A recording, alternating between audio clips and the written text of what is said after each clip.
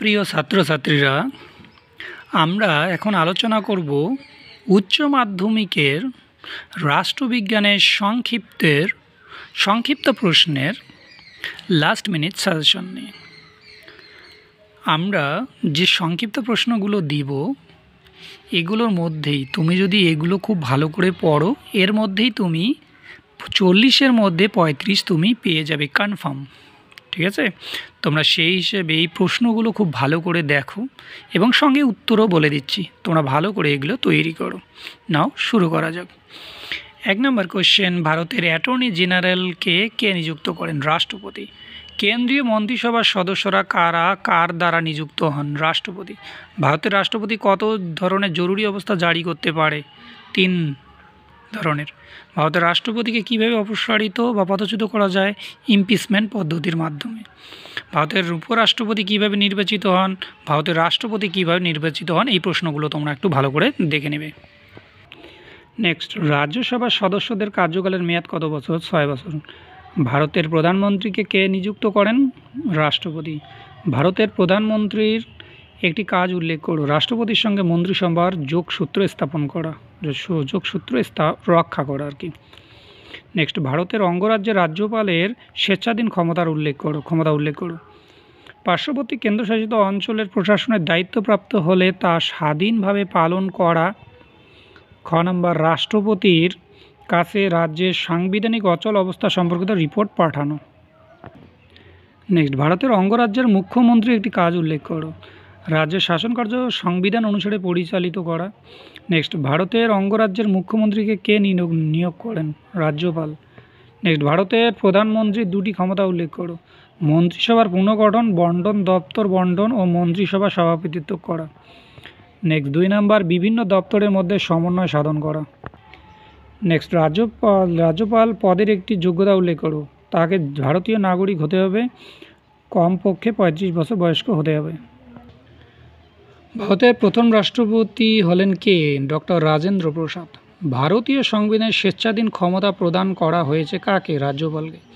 কেন্দ্রীয় মন্ত্রিসভার নেতা হলেন কে? প্রধানমন্ত্রী। রাষ্ট্রপতি পদপ্রার্থীর ন্যূনতম বয়স হতে হবে কত বছর? 35 বছর। নেক্সট, রাজ্য বিধানসভার আইনসভার নেতা বা নেত্রীকে? মুখ্যমন্ত্রী। নেক্সট, রাজ্যসভায় সভাপতিত্ব করেন কে? উপরাষ্ট্রপতি। নেক্সট, সমমর্যাদা সম্পন্ন ব্যক্তিদের মধ্যে অগ্রগণ্য বলে কাকে অভিহিত করা হয়? প্রধানমন্ত্রীকে। নেক্সট, নাম সর্বস্ব শাসক ও প্রকৃত শাসকের মধ্যে পার্থক্য লিখো। সংজ্ঞাটা তোমরা পার্থক্যটা একটু দেখে নেবে, ঠিক আছে? নেক্সট, কাকে ক্যাবিনেট তোরণের ভিত্তিপ্রস্তর বলা হয়? প্রধানমন্ত্রীকে। নেক্সট, রাষ্ট্রপতি তার পদত্যাগপত্র কার কাছে পেশ করেন? উপরাষ্ট্রপতির কাছে।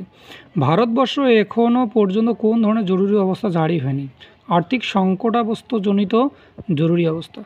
নেক্সট, রাজ্যপালকে সোনার খাঁচায় বন্দি পাখি বলেছেন কে? সরোজিনী নাইডু।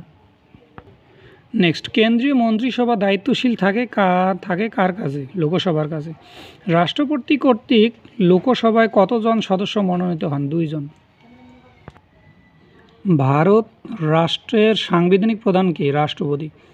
ভারতের কোন প্রধানমন্ত্রী 1987 সালে শ্রীলঙ্কা সরকারের সাথে শান্তি স্থাপনের উদ্দেশ্যে চুক্তি করেন? রাজীব গান্ধী। উত্তরাধিকার সূত্রে মনোনীত শাসক দেখা যায় কোথায়? গ্রেট ব্রিটেনে। কেন্দ্রীয় মন্ত্রিসভার কার্যাবলী উল্লেখ করো। সরকারি নীতি নির্ধারণ করা এবং ওই নীতিগুলি রূপায়ণ করা। নেক্সট, ভারতের সংবিধানের কত নং ধারায় বলা হয়েছে যে প্রতিটি অঙ্গরাজ্যে একটি করে হাইকোর্ট থাকবে? 214 নং ধারা। রাষ্ট্রকীর্তক বা আমলা কাদের বলে? সরকারি প্রশাসনে 2 ধরনের প্রশাসক থাকে, রাজনৈতিক ও অরাজনৈতিক প্রশাসক। এই অরাজনৈতিক প্রশাসককে আমলা বলে। ভারতের 1991 সালে কোন প্রধানমন্ত্রীর সময় বাজার অর্থনীতির সূচনা হয়? নরসিমা রাও। নেক্সট, রাজ্যপালের স্বেচ্ছাধীন ক্ষমতা বলতে কি বোঝো? এটা তোমরা দেখে নেবে। Next, Indian government and politics গ্রন্থের লেখককে? জে.সি. জোহারি। ভারতের জাতীয় প্রতিরক্ষা কমিটির প্রধানকে? রাষ্ট্রপতি।